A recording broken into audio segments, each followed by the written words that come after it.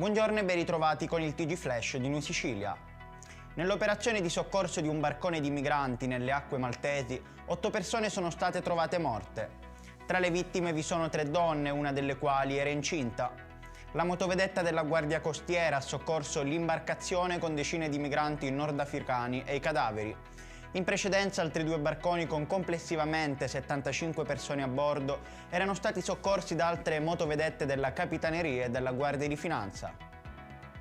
Paolo Carraggi, noto come Paolo DJ, ha tristemente perso la vita a causa di un malore improvviso, probabilmente un infarto, a soli 38 anni. Era sposato e aveva 2 figli piccoli. Era molto conosciuto e rispettato nell'ambiente musicale a causa della sua enorme passione per la musica.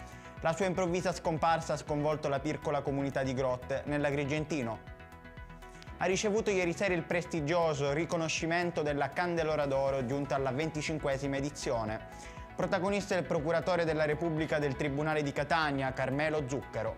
A consegnarglielo il commissario straordinario del Comune di Catania, Piero Mattei, da pochissimo insediatosi in sede dopo la vicenda che ha visto fuori Federico Portoghese. Nel corso della settimana dal 23 al 29 gennaio le nuove infezioni da Covid in Sicilia hanno subito una flessione in linea con il trend a livello nazionale. I nuovi casi positivi sono stati 3.061 con un totale di 64 ogni 100.000 abitanti. Le province di Palermo, Siracusa e Agrigento hanno registrato un tasso di nuovi positivi più elevato rispetto alla media regionale. Ed è tutto per questa edizione, il prossimo appuntamento sarà alle ore 12.